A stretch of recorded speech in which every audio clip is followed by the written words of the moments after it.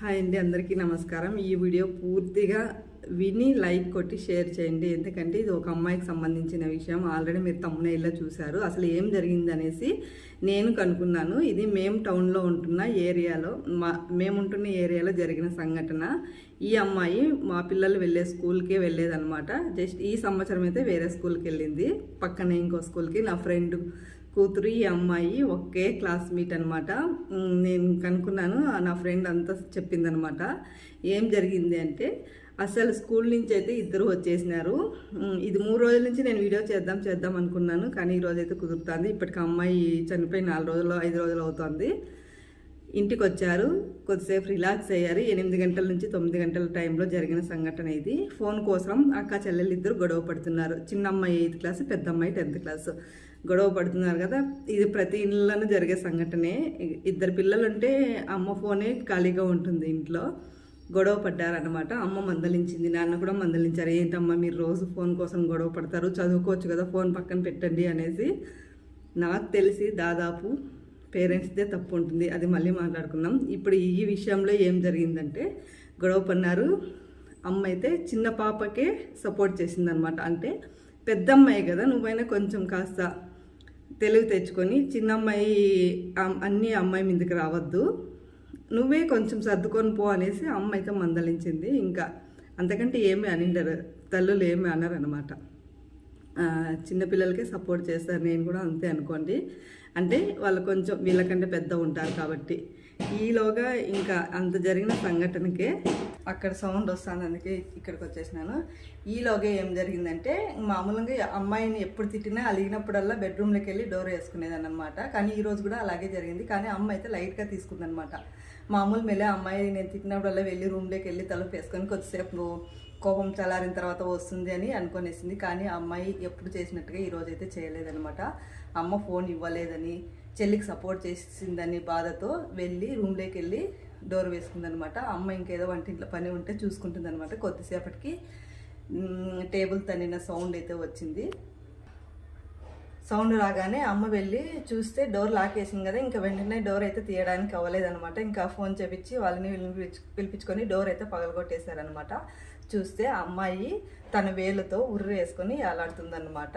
ఇంక చూస్తే ఆ తల్లి గుండె పగిలిపోయింది. ఏ పిచ్చి పిల్లలైనా ఇలా చేస్తారా చెప్పండి? అసలు మీకు చావాల్సిన అవసరం ఏముంది? ఒక్క ఫోన్ కోసం మీరు ఎందుకు ఇలా చస్తున్నారో చెప్పండి. మీరు సచ్చి తల్లిదండ్రులకి లేని కొరత అయితే మిగిలిస్తున్నారు. చిన్న విషయానికి ఆ కోపం వచ్చింది కదా, ఆ కోపంలో కొద్దిసేపు ఏదో ఒకటి మేనేజ్ చేసుకొని ఉండొచ్చు కదా. పిల్లలు 14 సంవత్సరాలు 15 సంవత్సరాలు కూడా లేవు. ఈ ఒక్క విషయానికి ఎందుకు ఇలా చేస్తున్నారు? వీడియో చూసే వాళ్ళు మీరు కూడా తప్పకుండా కామెంట్ చేయండి. ఇందులో అమ్మాయిది తప్ప, పేరెంట్స్ తప్ప అనేసి. నేనైతే పేరెంట్స్దే తప్ప అంటాను. ఎందుకంటే ఫోన్ ఇచ్చి వాళ్ళని బానిసలు చేస్తున్నాం కదా, మందే తప్పు. అందుకే ఫోన్ ఇవ్వకండి పిల్లలకి. నేనైతే గర్వంగా చెప్పుకుంటున్నా, నా పిల్లలకి ఫోన్ ఇవ్వను, వాళ్ళు చూడరు కూడా. నేను ఎలా మెయింటైన్ చేస్తాను నా పిల్లలకి ఫోన్ ఇవ్వకుండా అనేసి వీడియోలు పెట్టమంటే పెడతాను, లేకుంటే లేదు. కానీ ఈ విషయంలో మాత్రం 100% పేరెంట్స్దే తప్పు. ఫోన్ ఇచ్చి వాళ్ళు అలవాటు చేసి వాళ్ళు బానిసలు అయ్యారు కాబట్టి ఈరోజు అమ్మాయి మెంటల్గా అలా అయ్యి, కానీ అమ్మాయి అలా చేసుకోకుండా ఉండాల్సింది. ఆ తల్లిదండ్రులు ఇన్ని సంవత్సరాలు పెంచిన దానికి అమ్మాయి అనమాట. అసలు ఈ వీడియో చూసి తప్పకుండా ఎవరిది తప్పుండో కామెంట్ చేయండి. ఇంత చిన్న విషయానికి అమ్మాయి చావాలా చెప్పండి? ఇంకా ఇదే కాదు, అవ్వ తిట్టిందని ఒక అమ్మాయి కూడా సూసైడ్ చేసుకుంది, సేమ్ స్కూలే అనమాట. అది కూడా ఒక వీడియో చేయాలనుకుంటున్నాను. ఇది అయితే 100% పిల్లది తప్పుంది, పేరెంట్స్ది తప్పుంది అనమాట. వీడియో చూసి తప్పకుండా లైక్ చేసి షేర్ చేసి మీ ఒపీనియన్ని కామెంట్ చేయండి. అలాగే పిల్లలకి ఫోన్ ఇచ్చి చెడగొట్టుతున్నది మనమే అనమాట. 100% పేరెంట్సే అనమాట. దీని గురించి మాట్లాడుకుందాము అంటే నెక్స్ట్ వీడియో చేయమంటే చేస్తాను. మా పిల్లలకి నేను ఎలా ఫోన్ ఇవ్వకుండా కంట్రోల్ చేసి వాళ్ళకి ఏమేమి ఆడిస్తున్నాను వాళ్ళ ఫ్రీ టైంలో అనేసి. కానీ ఈ వీడియో మాత్రం చూస్తుంటే అమ్మాయి బంగారు తల్లిలా ఉంది. ఏ తల్లిదండ్రులు అయితే బిడ్డల్ని పోగొట్టుకుంటారు చెప్పండి? చేతికొచ్చిన బిడ్డ ఇలా సూసైడ్ చేసుకొని కన్నులు ఎదురుగా వేలాడుతుంటే అసలు తప్పేమీ లేదు. కానీ ఈ అమ్మాయి ఎందుకు ఇలా చేసింది? అసలు వీళ్ళు ఇలాంటి ఆలోచనలు వీళ్ళకి ఎక్కడి నుంచి వస్తున్నాయి, ఎక్కడ నేర్చుకుంటున్నారు, ఎక్కడ చూస్తున్నారు అనేసి పేరెంట్స్ మనం గమనించాలి. ఈ చిన్న విషయాలు కూడా, ఇలాంటి విషయాలు కూడా పిల్లల దగ్గర అస్సలు మాట్లాడకూడదు అనమాట. నెక్స్ట్ ఇంకోరికి కూడా అలాంటి ఆలోచనలే వస్తాయన్నమాట. నేనైతే చాలా బాధతోనే ఈ వీడియో చేస్తున్నాను. ఇంకొకరు ఇలా కాకూడదు అనేసి ఈ వీడియో చేస్తున్నాను అనమాట.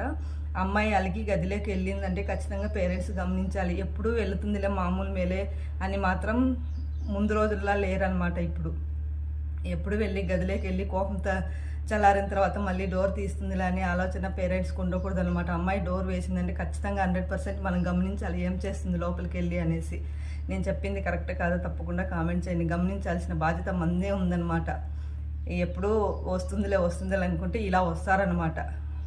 ఏం చేయాలి, పిల్లలు ఎందుకు ఇలా తయారవుతున్నారో, ఏం చూసి నేర్చుకుంటున్నారో ఏం అసలు అర్థం కావటం లేదు. వీడియోకి లైక్ ఇచ్చి తప్పకుండా షేర్ చేయండి ఫ్రెండ్స్.